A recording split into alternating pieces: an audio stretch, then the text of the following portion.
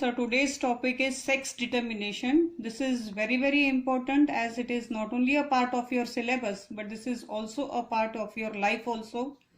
Each and every individual must be aware of sex determination.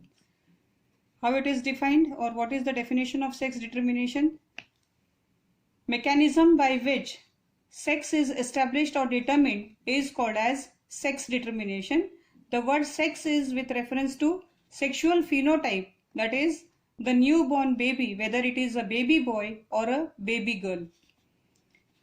When the organism or individual, it consists of both reproductive organs, that is male reproductive as well as female reproductive, then such type of individual is called as bisexual or hermaphrodite or monoecious. But if the individual consists of either male reproductive or female reproductive, then it is called as unisexual or dioecious.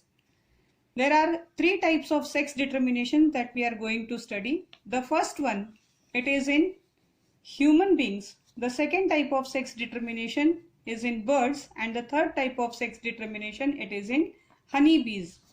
In human beings, it is XXXY type of sex determination. In birds, it is ZZZW type of sex determination, and in honeybees, it is haplodiploid type of sex determination.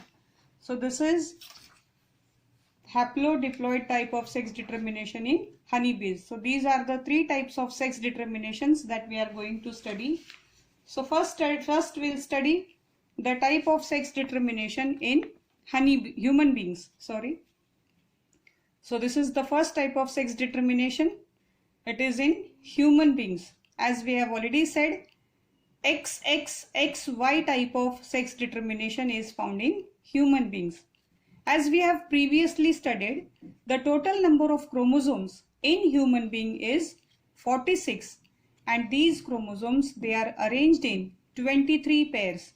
Out of these 23 pairs, the 22 pair of chromosomes, these are called as autosomes, and only one pair of chromosome is called as sex chromosome. In human female, there are 2 X chromosomes are present, and 22 pair of autosomes plus 1 pair of sex chromosome. In human male, 2 different types of chromosomes are present. One chromosome is X chromosome and the other chromosome is Y chromosome. That means a human female will contain 44 autosomes, that is 22 pair of autosomes, and 1 pair of sex chromosome which contains 2 X chromosomes.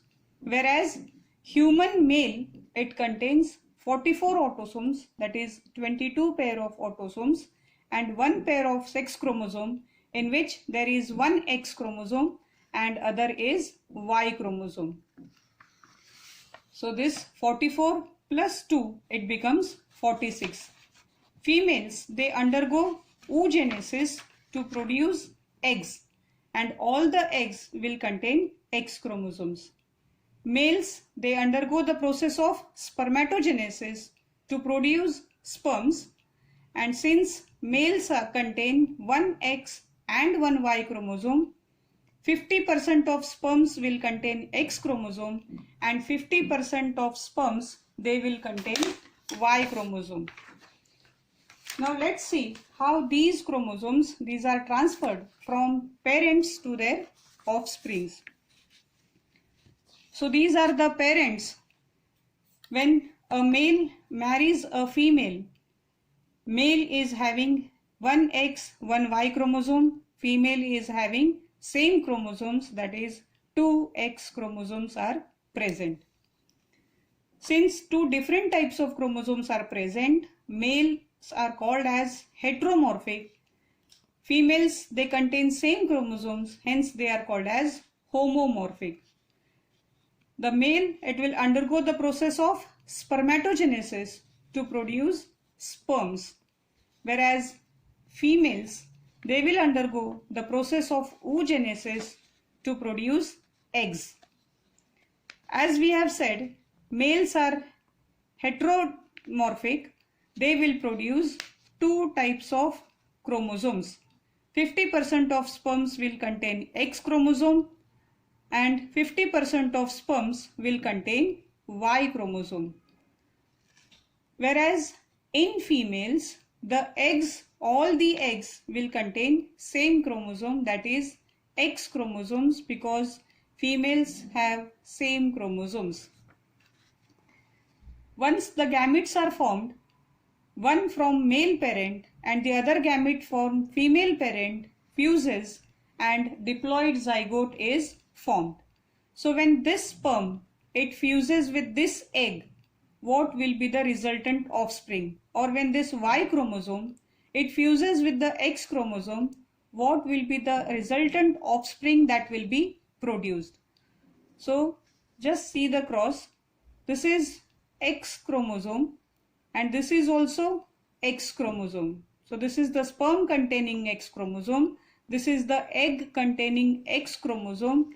The result will be XX. That means the offspring will be a female child or a daughter. When Y chromosome or the sperm containing Y chromosome, it is fusing with the egg containing X chromosome, then the resulting offspring will be a male child or son.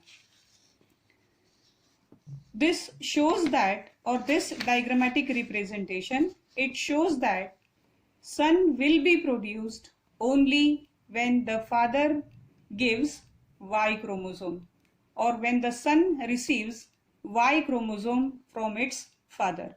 Then and then only male child or son will be produced.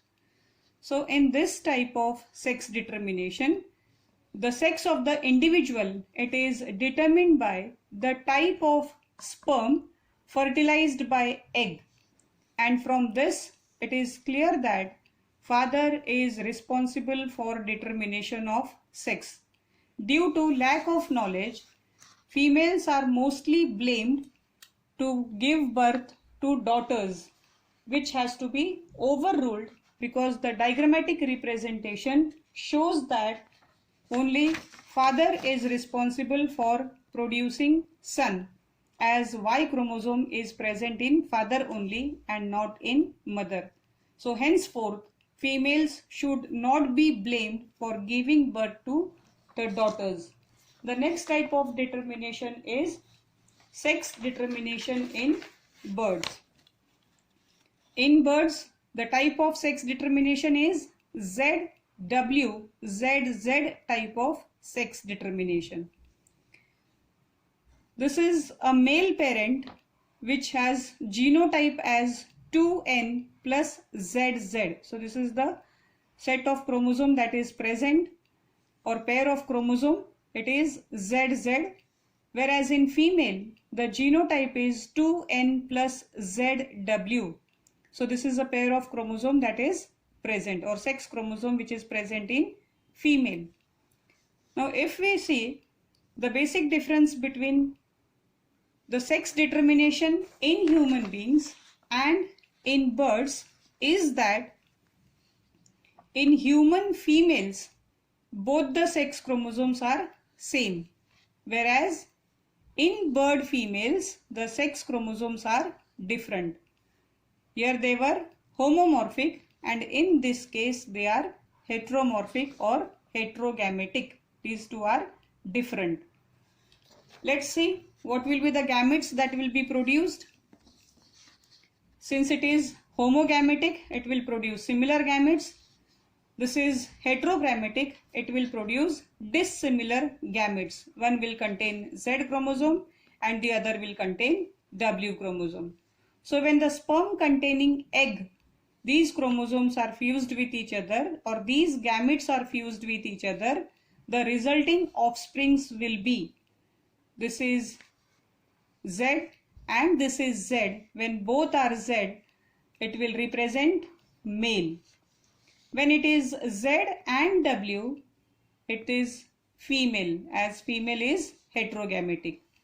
So when we are fusing this gamete or sperm containing this gamete and the egg containing Z chromosome, the resulting offspring will be a male, because males are homogametic. And here we can see that when this gamete containing Z chromosome, it is fusing with this gamete containing W chromosome, then the resulting offspring will be a female.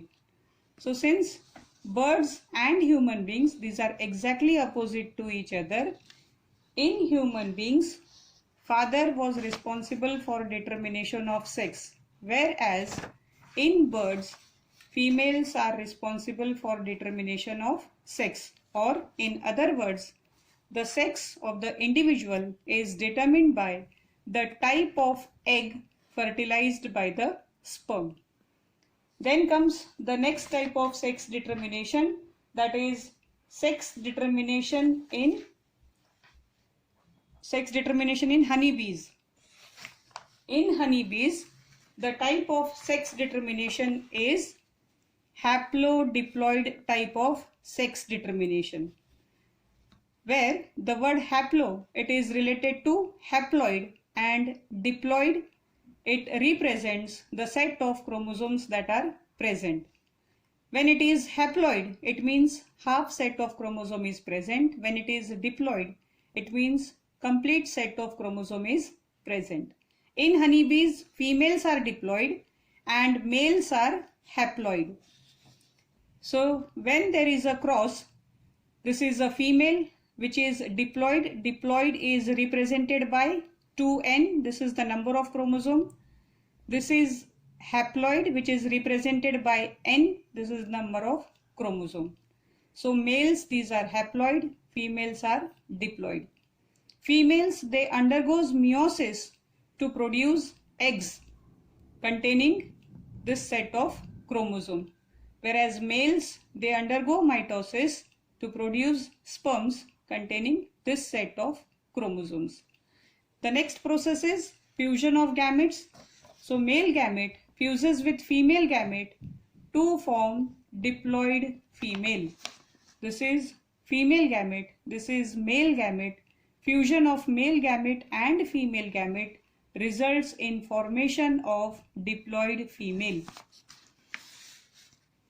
Whereas this set of chromosome, this is passed as it is, that is without the process of fertilization, and the process in which fertilization does not take place, it is called as parthenogenesis, which results in the formation of haploid male.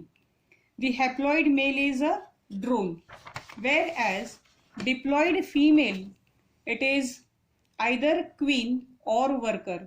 The diploid female, it may be differentiated either into a queen or into a worker, depending on the type of the food that is given to them.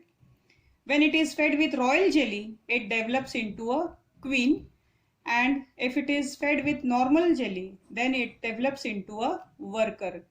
Queen is a fertile female, whereas worker is a sterile female. And this is a male. Drones or males, these are same. So in this type of sex determination, that is in honeybees, the sex of the individual is determined by the number of set of chromosome that is received. So this is how the sex determination takes place in human beings, birds and honeybees. Then comes the next part, that is genetic disorders. Genetic disorders, these are broadly classified into Mendelian disorders and chromosomal disorders. Mendelian disorders, these are mainly caused due to alteration or mutation in gene, whereas chromosomal disorders, they are mainly caused due to absence or excess of one or more chromosome.